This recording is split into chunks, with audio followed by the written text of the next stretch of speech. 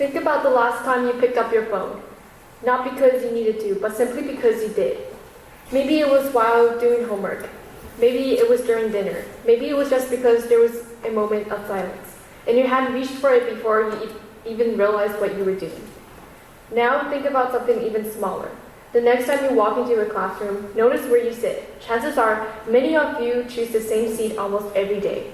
There is probably no assigned seating, no rule forcing you into that spot. Yet somehow, without really thinking about it, you return to the same place again and again. These moments seem random, they seem insignificant, but they reveal something important about how our brains work. Many of the actions we repeat every day are not fully conscious choices. They are shaped by patterns we have built over time, patterns so automatic that we often do not even notice them. I first realized this at school. Every day, I walked into one of my classes and sat in exactly the same seat. I never thought much about it. It was just what I did. Then one day, someone else sat there. It felt strange, almost uncomfortable. The weird part was that I had no actual reason to feel the way. The seat did not belong to me. Nobody had assigned it to me. Nothing had changed except the fact that my usual pattern had been interrupted. That small moment stuck with me because it made me realize that my brain had turned a completely neutral choice into an automatic behavior. A few days later, I noticed something similar happening in a completely different situation. I was like doing homework and got stuck on a difficult problem. Almost instantly, I picked up my phone. I told myself I was just going to check one thing quickly, maybe one notification, but one quick check turned into another and then another.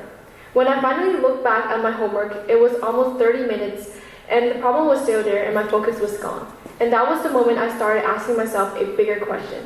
How much of what I do every day is actually a deliberate choice?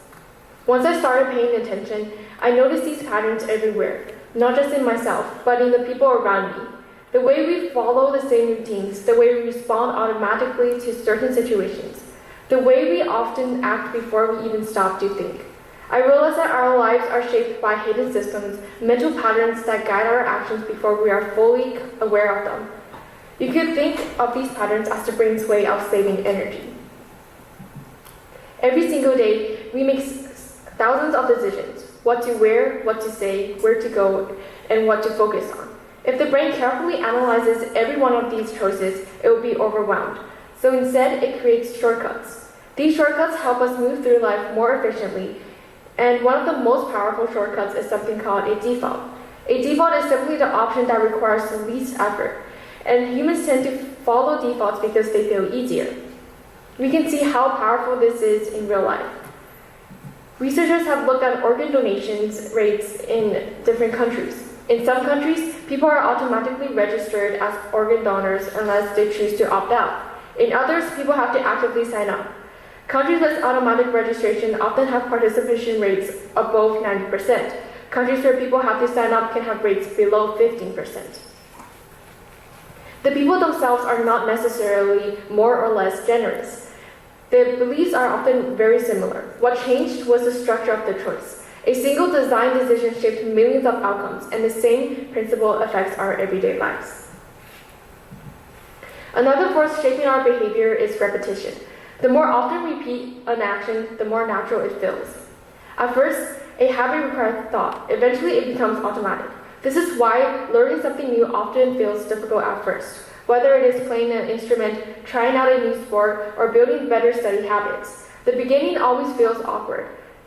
The brain is building a new pathway. Over time, repetition strengthens it. Then there is social influence.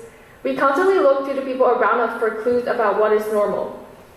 If everyone around us checks our phones during spare moments, the behavior starts to feel natural. If everyone procrastinates until the night before something is due, that starts to feel acceptable. We often follow patterns because they are the patterns we see. These forces, defaults, repetition, and social influence combine to shape our habits. And one of the clearest examples is how we use our phones. Studies show that people check their phones dozens of times each day. Often these checks last less than a minute. They happen so quickly that we barely notice them. Psychologists explain this through something called the habit loop. A habit loop has three parts. First, there is a cue. Something triggers the behavior. It could be boredom, stress, frustration, even silence. Next comes the routine, the action itself, like checking your phone, opening social media, and refreshing messages. Finally, there's the reward. Maybe it is entertainment. Maybe it is learning something new. Maybe it is just a brief sense of relief. And once the brain connects the reward to the routine, the loop gets stronger. Looking back, I realized this was exactly what was happening to me. When homework got difficult and I didn't want to figure out how to do it, that was the cue. Picking up my phone was the routine. The reward was temporary relief from frustration. Once I understood that pattern, I realized that you cannot change a habit you do not notice. Awareness comes first, and once you become aware, you can begin to make changes. For me, is to replace the routine. Now when I get stuck on a problem, I try not to reach my phone. Instead, I go do something else or walk around for a minute. It gives my brain the same pause it wants, but without pulling me into distraction. The interesting part is that changing habits is often less about willpower and more about the environment. We like to think success comes from discipline alone, but often the environment around us matters just as much.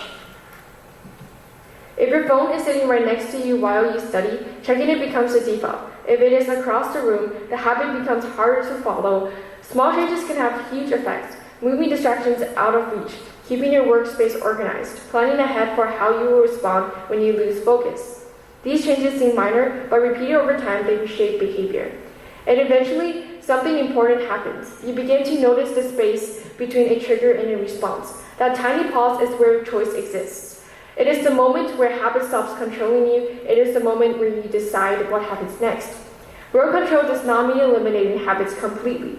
That would be impossible. Habits are part of how our brains function. World control means becoming aware enough to shape them immediately. So tomorrow, when you reach for your phone, pause for just a second. Notice that tiny moment before your hand moves. The pause is the space where habit ends and choice begins. Your habits were built one small action at a time. They can be changed the same way. One pause, one different choice, repeated enough times, that is how you rebuild the patterns that shape your life. And sometimes changing your life starts with something as simple as choosing not to pick up your phone. Thank you.